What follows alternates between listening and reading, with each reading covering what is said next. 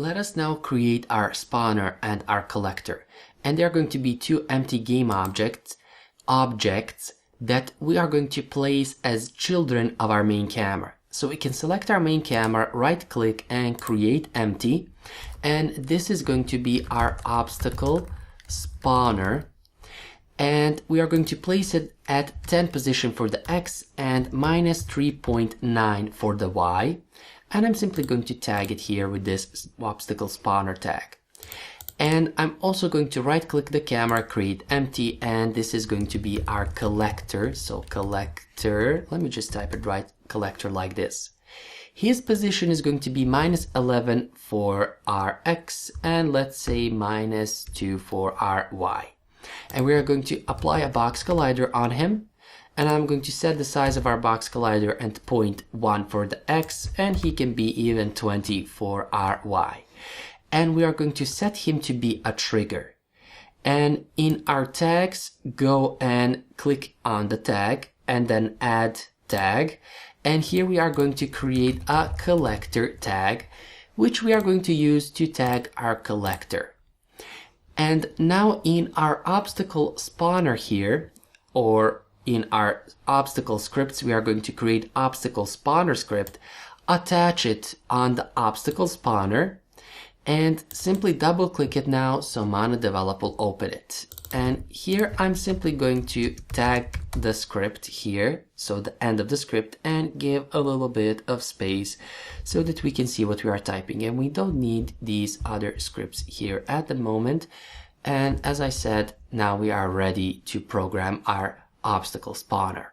Now we need a couple of variables for our obstacle spawner. First, here we are going to type using system, so system.collections.generate, because we are going to use a list. And here we are going to use a serialize private field, which is going to be our private game object array, which is going to be our obstacles, so obstacles. And also we are going to use a private list, which is going to take game objects, and we are going to name it obstacles for spawning is equal to new list. Now list is the same as an array, except the list is dynamic. We have learned that our arrays are fixed size. That means if we set an array to have 10 elements, it can have only 10 elements, not more, not less. And we cannot resize our array. Well, lists are dynamic. Lists can have 1, 2, 10, 20 elements. We can add new elements, remove old elements. We can search for elements the same way we are searching in our array. So we can say, for example, obstacles for spawning, and the element that's at 0 index, and this is going to give us the element that's at the 0th index. So the same way as we are doing for our arrays, except that they are dynamic. And this right here is called a generic type. This means that here between these, so to say, parentheses, we are going to put the name of the object that we want to store. So here we have put it, or we have typed game object. This means that we are able to store only game objects in this list. If we were to type strings, then we can store strings in this list. So the same way for any other object type. Now, moving forward, here I'm going to create void initialize obstacles function. So obstacles function. And inside of this function, and we are going to call it here in our awake function in order to initialize our obstacles. So here what we are going to do is we are going to use and add each of these obstacles 3 times in our obstacles for spawning list. So how can we do that? Well, first here we are going to create an int index, which is going to be equal to 0. And now I'm going to write a for loop. So I'm going to say for int I is equal to 0. As long as I is less than obstacles, so not obstacle, obstacles dot length, so again not obstacle spawner, obstacles dot length multiplied by 3, we are going to increment I. And I'm multiplying it by 3 because I want to add each obstacle 3 times in our list. In order to do that, what we need to do is we need to go here and create a game object, which is going to be obj, and it's equal to instantiate. And here we need to pass our obstacles and the element that's at the index, which is this index right here. And for the transform position, I'm going to say transform.position, and for the rotation, quaternia.identity. And we need to cast it as game object. Now we have a new created game object at our index position. And now we are going to add it in our list. So here we are going to say our obstacles for spawning dot add, and we are going to pass our obj. And immediately after this line of code, we are going to set our object to be deactivated. So we are going to use our obstacles for spawning and the element that's at I index dot set active to be equal to false, because we want to, well, not make it active currently in the scene. It's only going to be active when we want it to, well, go towards the player. And now I'm going to increment our index, so index plus plus, and we are also going to check if our index is equal to our obstacles length. So we need to test this right here, and if this is true, we need to reset the index to be equal to 0. We know that our element or the array is going to return how many elements it has if we use obstacles length. So if we have 10 elements, this is going to return number 10. But we know that the last element is at index 9. So we are testing here if our index is equal to obstacle length. In our case, if we have 10 elements, then our index is going to be equal to number 10. That's index out of bounds exception. That's why we need to reset our index back to 0. That's why we are doing it like this. So again, we are testing if we have index out of bounds. So if our index is equal to obstacles length, we have our element that we cannot reach. So we need to reset it, because here I'm multiplying this by 3 and I want to add each element 3 times. So we need to reset the index in order to add each element again in our list here that we are doing, or what we are doing here. Now I also need to create here a void shuffle function that's going to shuffle our list. And in order to do that, I need to create a temporary game object. And here we are going to store, so we are going to store a temporary game object. And then we are, so the first thing, excuse me, here I'm going to say for int I is equal to 0.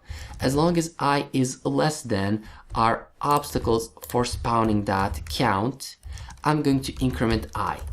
And now here I'm first going to create a temporary game object, and I'm going to say game object, so with capital G, temp is equal to our obstacles for spawning and the element that's at I index. This is going to be our temporary game object. Next here I'm going to create a random index. So I'm simply going to name it random, and it's equal to random.range, and it's going to be from I up to our obstacles for spawning dot count. This is going to give us the random index. So now what we can do is we can simply replace our, well, game objects, or rearrange them. And we are going to rearrange them by using our element that's at I index is now equal to the element that's at the random index. And our element that's at the random index is now equal to our temporary element. So what we are doing here? Well, here, as I said, we are storing the temporary element using our element that's at index I. And here we are creating a random index from I, which is this one right here, and each iteration is going to increment, and obstacles for spawning that count, so how many elements we have in our list. Now, the element that's at I index is going to be replaced by the element that's at the random index. So now the element that's at I index is lost because we are replacing it with our element that's at the random index. Because of that, we have already stored the element that's at I index in the temporary variable, because now we need to replace the element that's at the random index with the element that's at temporary variable. So imagine this, let's say we have a list, and this list and I'm going to use the comment. So we have a list, and this list at, I don't know, element 2 or index 2, it has an object, a value of 3. And we have another list which is at some random index. It has, I don't know, 5, for example. And here what we are doing, and let's say that this 2 index is actually our I index right here. And here I have a game object, so I'm simply going to name it obj is equal to, and we are using our list and the element that's at I, storing it here, which actually means that our obj, and let me just remove this objc, that our obj holds a value 3, which is this one right here. Now what we are doing is we are using our element that's at I index is now equal to the element that's at the random index. So this actually means now that our list I holds random value, which is 5. So it now holds the random value 5. The previous value, so the previous value of 3 is now lost, so now lost, and instead of it, we have the value 5.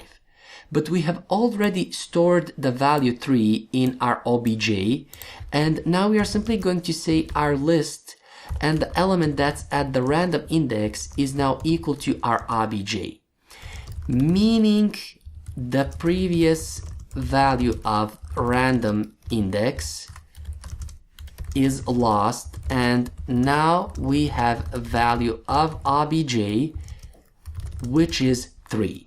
So this is what we are doing here. So simply replacing our game objects. And this is how we shuffle an array of game objects. This can be applied also to an array, so it's not necessarily to be only applied to our list.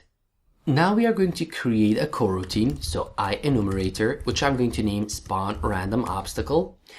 And the first thing that we are going to call here is yield return, new wait for seconds, and here we are going to pass random range from 1.5f to 4.5f.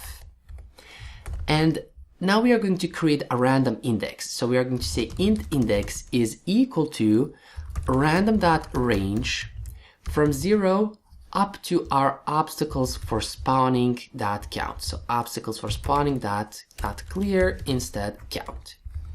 And now we are going to create a while loop. So while true, we are going to search for a game object that's not active in the hierarchy.